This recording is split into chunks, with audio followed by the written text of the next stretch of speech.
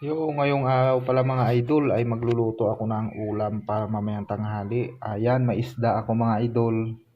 Yan yung mga aromatics na mga idol pero kulang pa yan. So pwede na rin siya natin ikakamada dito sa kaserola mga idol.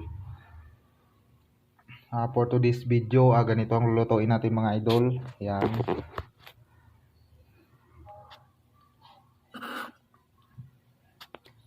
So, piprito tayo, papaksiw ko yung iba mga idol, yung iba naman ipiprito.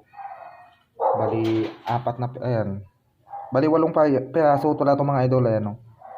2, 4, 5, 6, 7, 8. Okay. Magpaksiw tayo ng 2, 4. Yan.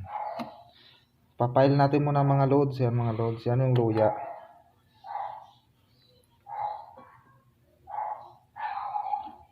Lalagay na natin yung aromatics. Pero wala pa akong suka mga loads ha. Babalik na lang ako mamaya.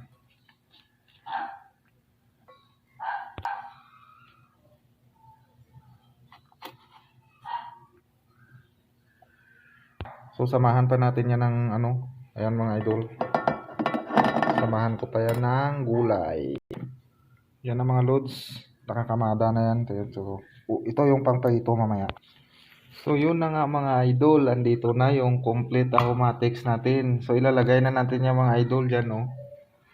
Bali tinanggal lang pala natin yung matigas na part ng okra mga idol. Tapos ilalagay na natin dyan. Lagyan na natin mga idol yan, magic sarap. Saka yung asin mga loads, hindi yan mawawala.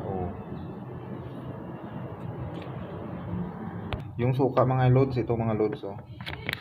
So yan na yung paksiw natin mga loads. Yan na, isinalang ko na po sa apoy. So hanggang dito na lang mga idol. Thank you for watching and bye bye.